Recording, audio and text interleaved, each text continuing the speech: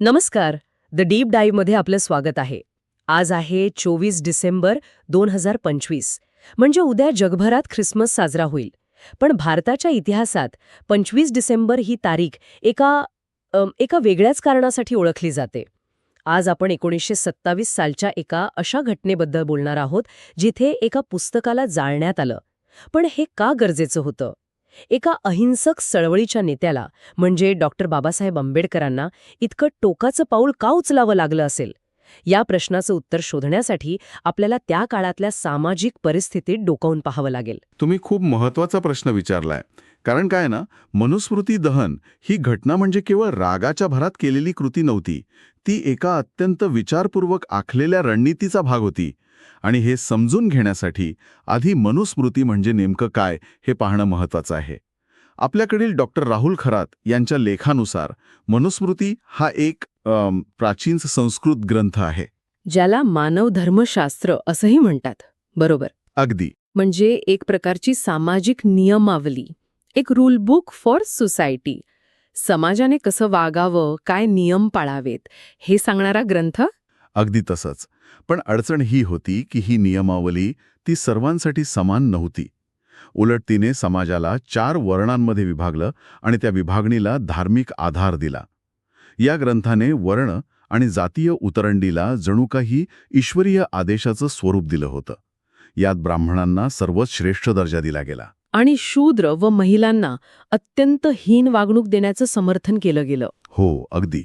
थांबा, म्हणजे हे फक्त कागदावरचे नियम होते की त्या काळात हे खरंच इतक्या कठोरपणे पाळले जात होते?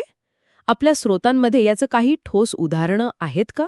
हे नियम फक्त कागदावर नव्हते, ते लोकांच्या दैनंदिन जीवनाचा भाग बनले होते.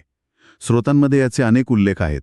उदाहरणार्थ, शूद्रांनी शिक्षण घेणं किंवा ज्ञान मिळवणं याला स्पष्ट मनाई होती. मनाई होती? हो.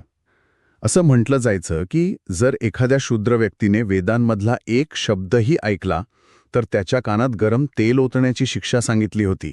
बापरे. इतकंच नाही, तर म्हणजे कनिष्ठ जातीतील व्यक्तीने लहानसा गुन्हा केला तरी त्याला अत्यंत कठोर शिक्षा, आणि उच्चवर्णीय व्यक्तीला त्याच गुन्ह्यासाठी अगदी सौम्य शिक्षा. आणि या सगळ्याला ईश्वरी विधान म्हणून योग्य ठरवलं गेलं होतं.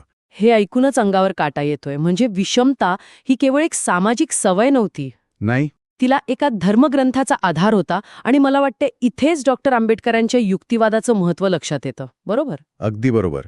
डॉक्टर आंबेडकरांनी या ग्रंथाचा इतका सखोल अभ्यास केला आणि हेच दाखवून दिलं की भारतातली सामाजिक विषमता ही काही अपघाताने आलेली नाहीये. तिला एक वैचारिक आणि धार्मिक पाया आहे. आणि जोपर्यंत या वैचारिक पायावरच हल्ला होत नाही तोपर्यंत वरवरच्या सुधारणा करून काहीही साध्य होणार नाही. म्हणजे फक्त कायदे बदलून उपयोग नाही. नाही, लोकांच्या मनात जी धार्मिक मान्यता आहे ना, तिलाच मुळातून उपटून टाकावं लागेल हे त्यांनी ओळखलं होतं. आणि या सगळ्याचा स्फोट झाला तो महाडच्या सत्याग्रहावेळी, हो ना? त्या घटनेने या वैचारिक लढ्याला एक तात्काळ कारण दिलं. हो, मनुस्मृती दहनाची तात्काळ पार्श्वभूमी म्हणजे मार्च 1927चा महाडचा सत्याग्रह. महाडमधलं जे चवदार तळं आहे त्याचं पाणी वापरण्याचा हक्क अस्पृश्य समाजाला कायद्याने मिळूनही नाकारला जात होता. कायदा असूनही सार्वजनिक पाणवठे सर्वांसाठी खुले असावेत असा कायदा होता, पण स्थानिक सवर्ण हिंदू अस्पृश्य समाजाला त्या तळ्यावर येऊ देत नव्हते. तेव्हा डॉक्टर आंबेडकरांनी हजारो लोकांसोबत जाऊन त्या तळ्याचं पाणी प्यायलं. आणि तेव्हाच त्यांनी ते ऐतिहासिक विधान केलं होतं. हो, पाणी हा नैसर्गिक स्रोत आहे, जातीच्या आधारावर ते नाकारणे हा मानवतेविरुद्ध गुन्हा आहे. किती शक्तिशाली विचार आहे हा. पण या कृतीनंतर काय झालं? सनातनी लोकांनी हे सहज स्वीकारलं नसेल. अजिबात नाही. सुरुवातीला सत्याग्रह यशस्वी झाला, पण त्यानंतर सनातनी जातीय हिंदूंकडून त्याला अत्यंत हिंसक प्रतिसाद मिळाला. त्यांनी केवळ अस्पृश्य समाजावर हल्लेच केले नाहीत, तर त्या तळ्याचं शुद्धीकरण केलं. शुद्धीकरण? हो, आणि हे शुद्धीकरण करताना किंवा आपल्या जातीय श्रेष्ठत्वाचा दावा करताना ते सार्वजनिकरित्या मनुस्मृतीचा आधार घेत होते. अच्छा. ते म्हणत होते की आमची ही कृती धर्मसंमत आहे, कारण मनुस्मृतीनेच आम्हाला श्रेष्ठ आणि इतरांना अपवित्र ठरवलंय. एक मिनिट, म्हणजे सनातनी लोकही मनुस्मृतीचा आधार घेत होते आणि आंबेडकरही त्याच ग्रंथाला लक्ष करत होते. म्हणजे दोन्ही बाजूंना हे स्पष्ट होतं की खरा लढा त्या पुस्तकातल्या विचारांशीच आहे.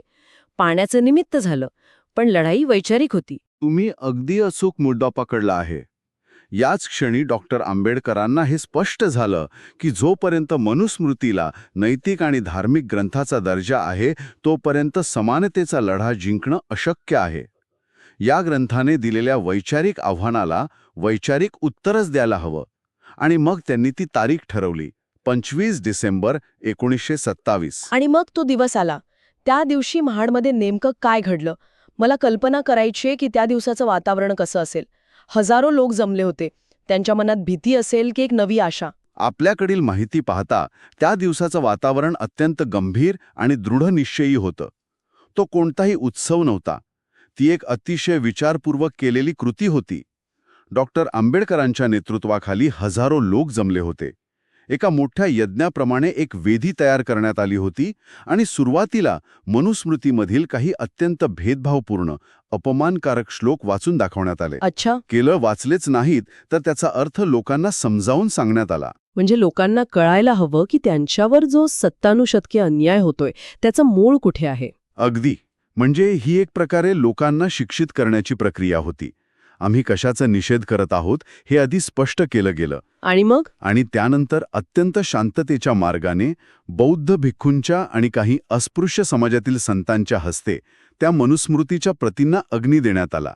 हा हिंसाचार नव्हता, तर एका हिंसक विचारधारेचा प्रतिकात्मक निषेध होता. तेव्हा डॉक्टर आंबेडकरांनी स्पष्ट केलं होतं, आम्ही पुस्तक जाळत नाही आहोत, तर ते ज्या अन्यायाचं, विषमतेचं आणि गुलामगिरीचं प्रतीक आहे त्यालाच जाळत आहोत. ही एक खूप मोठी आणि धाडसी कृती होती. एका पवित्र मानल्या गेलेल्या ग्रंथाला जाहीरपणे आवाहन देणं त्या काळात सोपं नसेल. त्यांना कोणत्या प्रकारच्या विरोधाला सामोरं जावं लागलं असेल? त्यांना प्रचंड म्हणजे चहूबाजूंनी होणाऱ्या विरोधाचा सामना करावा लागला. श्रोत्यांनुसार याचे 4 मुख्य स्तर दिसतात. पहिला होता सामाजिक विरोध. सनातनी हिंदूंनी त्यांच्यावर हिंदू विरोधी आणि राष्ट्रद्रोही असल्याचा आरोप केला. त्यांना जीवे मारण्याच्या धमक्या दिल्या गेल्या. त्यांच्या प्रतिमेलाही जाळण्यात आलं होतं, नाही का? हो. दुसरा होता कायदेशीर आणि राजकीय दबाव. दलित चळवळी दडपण्यासाठी कायद्याचा आणि प्रशासनाचा वापर करण्याचे प्रयत्न झाले. सामाजिक तेढ निर्माण केल्याचे आरोप झाले असतील? बरोबर. आणि तिसरा अडथळा तर अधिक गुंतागुंतीचा होता. तो म्हणजे अंतर्गत मतभेद. म्हणजे त्यांच्या स्वतःच्या समाजातूनही विरोध झाला, असं का? हो. कारण काय ना, शतकानुशतकांच्या मानसिक गुलामगिरीमुळे पीडित समाजातही भीती आणि संकोच होता. इतक्या मोठ्या धर्ममान्य व्यवस्थेला थेट आव्हान देण्याचं धाडस करणं सोपं नव्हतं. काही लोकांना वाटलं असेल की यामुळे सवर्ण समाज अधिक चिडेल आणि आपले हाल अजून वाढतील. अगदी. आणि चौथा, जो कदाचित सर्वात मोठा अडथळा होता, तो म्हणजे बौद्धिक एकाकीपणा. म्हणजे वैचारिक पातळीवर ते जवळजवळ एकटेच लढत होते. त्या काळात थेट धर्मग्रंथांवर इतकी मुलगामी टीका करण्याचं धाडस करणारे नेते खूप कमी होते. पण या लढ्यात ते पूर्णपणे एकटे नक्कीच नव्हते, नाही का? आपल्या स्रोतांनुसार त्यांना त्यांच्या सहकाऱ्यांची आणि समर्थकांची मोठी साथ मिळाली. हो, बरोबर. बहिष्कृत हितकारिणी सभेचे नेते असतील, दलित कार्यकर्ते, विद्यार्थी आणि महाराष्ट्रातील काही पुरोगामी विचारवंतांनी त्यांना खंबीर पाठिंबा दिला. या सगळ्यांनी मिळून लोकांमध्ये जागृती आणली, सभा आयोजित केल्या आणि लोकांच्या मनातील भीतीचं रूपांतर धैर्यात केलं. अगदी. आणि याला जर आपण व्यापक दृष्टिकोनातून पाहिलं तर या सगळ्या आव्हानांवर मात करून डॉक्टर आंबेडकरांच्या या कृतीला जे यश मिळालं त्यामागे काही प्रमुख कारणं होती. पहिलं आणि सर्वात महत्त्वाचं म्हणजे त्यांचा बौद्धिक पाया. त्यांचा अभ्यास प्रचंड होता. हो. कायदा, धर्म, इतिहास आणि समाजशास्त्राचा त्यांचा इतका सखोल अभ्यास होता की त्यांच्या युक्तिवादाला कोणीही तार्किक उत्तर देऊ शकत नव्हतं. दुसरं कारण म्हणजे जनशिक्षण. त्यांनी लोकांना केवळ तुम्ही शोषित आहात हे सांगितलं नाही, तर तुम्ही शोषित का आहात हे समजावून सांगितलं. बरोबर, त्यामागची वैचारिक रचना काय आहे याचं शिक्षण दिलं. आणि तिसरं कारण म्हणजे त्यांनी निवडलेला मार्ग. त्यांनी हिंसेचा मार्ग निवडला नाही. बरोबर. तिसरं महत्त्वाचं कारण म्हणजे त्यांची अहिंसक आणि प्रतिकात्मक कृती. त्यांनी शांततेच्या मार्गाने एक इतका शक्तिशाली संदेश दिला की कोणताही गोंधळ न होता तो विचार थेट लोकांपर्यंत पोहोचला. आणि चौथं कारण म्हणजे त्यांचं नैतिक धैर्य. न्यायासाठी कोणताही वैयक्तिक द्वेष, अपमान किंवा धोका सहन करण्याची त्यांची तयारी होती. तर मग या सगळ्याचा नेमका अर्थ काय? या मनुस्मृती दहन घटनेचं महत्त्व काय आहे आणि त्याचा पुढे भारताच्या इतिहासावर आणि समाजावर काय परिणाम झाला? क्रांतीकडे एक मोठं वळण आलं. म्हणजे वरवर मलमपट्टी करण्याऐवजी थेट रोगाच्या मुळावर घाव घातला गेला. अगदी. दुसरा परिणाम म्हणजे जाती व्यवस्थेचा धार्मिक आधार उघड झाला. आत्तापर्यंत ज्याला परंपरा किंवा धर्म म्हटलं जात होतं, तो खरं तर एका विशिष्ट गटाने इतरांवर लादलेला अन्याय आहे, हे स्पष्ट झालं. आणि या घटनेने भविष्यातील चळवळींना एक नवी ऊर्जा दिली असेल, नाही का? नक्कीच. तिसरा परिणाम तोच होता. या घटनेमुळे भविष्यातील प्रतिष्ठा आणि हक्कांसाठीच्या चळवळींना प्रचंड प्रेरणा मिळाली. आत्मसन्मानाची एक नवी ज्योत पेटली.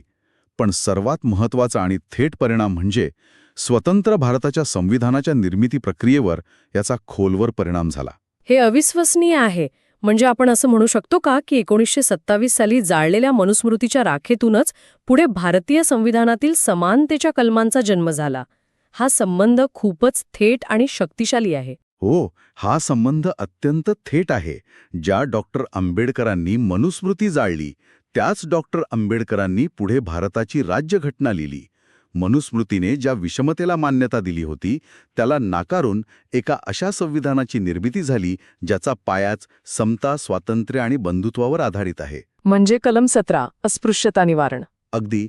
मनुस्मृती दहनाची हीच भावना आपल्याला भारतीय संविधानातील मूलभूत हक्क, अस्पृश्यता निवारण करणारं कलम 17 आणि सामाजिक न्यायाच्या अनेक धोरणांमध्ये स्पष्टपणे प्रतिबिंबित झालेली दिसते. एका अन्यायकारक रूल बुकला नाकारून सर्वांसाठी समान असणारं एक नवं रूल बुक तयार करण्यात आलं. म्हणजे आजही या घटनेचं महत्त्व तितकंच कायम आहे. हे आपल्याला सतत आठवण करून देतं की सामाजिक समानतेसाठी वैचारिक धाडस लागतं आणि पवित्र मानल्या गेलेल्या ग्रंथांचंही चिकित्सक परीक्षण व्हायला हवं आणि मानवी प्रतिष्ठाही कोणत्याही परंपरेपेक्षा श्रेष्ठ आहे. आज आपण 1927च्या मनुस्मृती दहन या ऐतिहासिक घटनेचा सखोल अभ्यास केला. या घटनेने केवळ एका जुनाट ग्रंथाला नाकारलं नाही, तर एका नव्या समान भारताच्या निर्मितीची पायाभरणी केली. आपल्या स्रोतांनुसार ही कृती धर्मग्रंथांनी मान्यता दिलेल्या विषमतेला थेट आव्हान देणारी होती. यातून एक महत्त्वाचा प्रश्न निर्माण होतो. जेव्हा एखादा समाज आपल्या मूळ श्रद्धांवर किंवा परंपरांवर हिंसेनं नाही तर बौद्धिक आणि नैतिक धैर्याने प्रश्नचिन्ह निर्माण करतो, तेव्हा त्या समाजासाठी याचा नेमका अर्थ काय असतो, यावर विचार करायला नक्कीच हरकत नाही. पुढच्या वेळी भेटूया एका नवीन विषयावर सखोल चर्चा करण्यासाठी.